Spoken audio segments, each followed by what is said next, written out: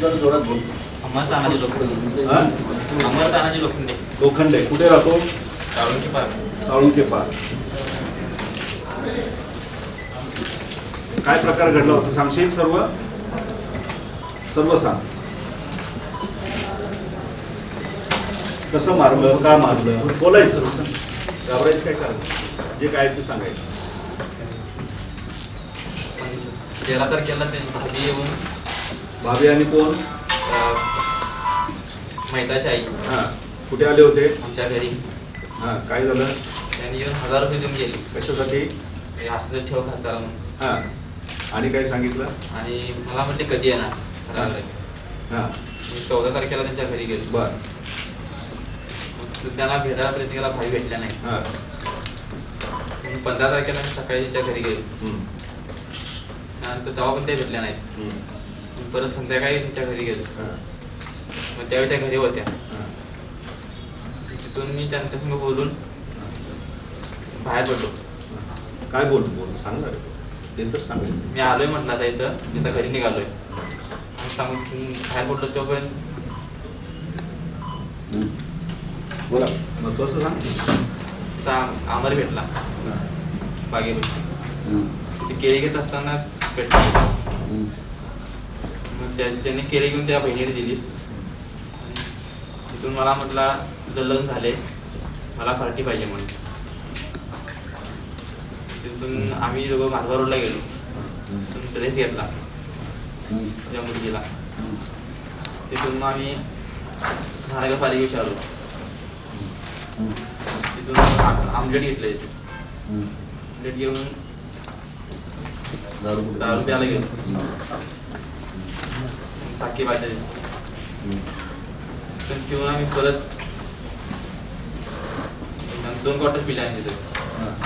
तिथून महानगरपालिकेत परत आलो. गाडीवर बिर्याणी घेतली. बिर्याणी घेऊन परत टाउन हॉलकडे निघालो. जात असताना तो बस स्टॉपवर म्हणला मला कसं बसणार आहे. तो बस स्टॉपवर बसला. ह्या प्रकारे आईला सांगण्यासाठी गेलो. त्यांची आई म्हटली आता त्याला इथं आणू नको, आणला की परत मला त्रास करेल, आराम करेल. म्हटलं काय त्रास करेल म्हणून हा विचारताना ती म्हटली घरात कोण नसलेलं पाहून.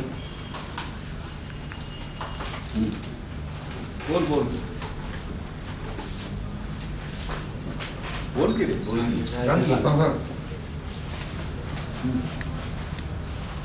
शारीरिक संबंध करण्यासाठी जबरदस्ती करायचा आईवर. त्यांच्या आईने मला हा प्रकार सगळा सांगितला. कोणाच्या समोर सांगितलं होतं? त्याच्या बहिणीसमोर आणि त्यांच्या भाभीसमोर. तिथून मी मला म्हटलं सगळा समजावून सांग. हा आईला त्याला संपव म्हणले तिथं. मी थोडी ड्रिंक केली होती. तर मग मी त्याच्याशी परत गेलो आणि त्याला समजावून सांगण्याचा प्रयत्न केला.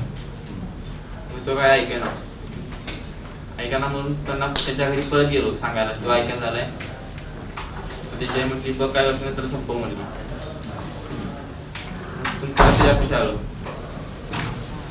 आल्यानंतर त्याला उचलून मी ढकलण्याचा प्रयत्न केला. मग त्याने मला ढकलून दिले.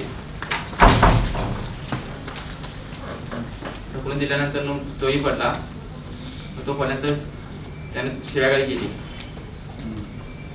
शिव्यागाळी केल्यावर तू काय केलं ते सांग. तो मला त्यांच्या जागा आवडला. कुणाचा रुमाल होता? माझा रुमाल होता.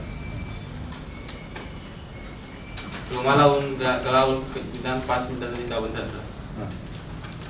मग तिथून मी त्याच्या घरी गेलो परत त्याच्या आईच्या घरी.